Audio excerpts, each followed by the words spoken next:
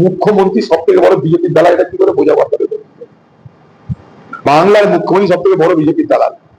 আজ পর্যন্ত ভারতবর্ষের প্রধানমন্ত্রী বাংলার মুখ্যমন্ত্রী ভাবনায়, চিন্তায়, ভাষায় এদিক ওদিক মনে হতে পারে, আসলে সব ভাষার সমান ভাষা। ইন্ডিয়া ব্লককে ভাঙলো কে? মুখ্যমন্ত্রী মমতা ব্যানার্জি। চেয়েছিল কে? প্রধানমন্ত্রী মোদী। কেন? ইন্ডিয়া ব্লক থাকলে ভারতবর্ষের প্রধানমন্ত্রী কি বলতো? ক্ষমতায় আসা। আজকে এখান থেকে অনেক বড় বড় ভাষণ হলো, দেখে নিবে, নির্বাচন কমিশনে ঢুকতে দেবে না, খোকাবাবু বলছে ঘিরে নিবে 1 লক্ষ লোক দিয়ে। তো কোথায় বাহাদুরি সব? কোথায় গেল বাহাদুরি?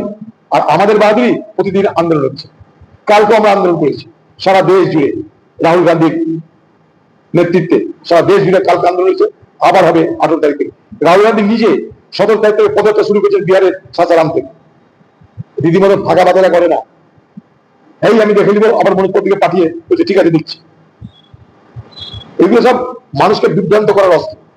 আমি আবার বলছি, মোদী আর দিদির এই মল্ল যুদ্ধে যেন বাংলার মানুষ না ফেসে যান, এটা নিশ্চয়ই বলবো।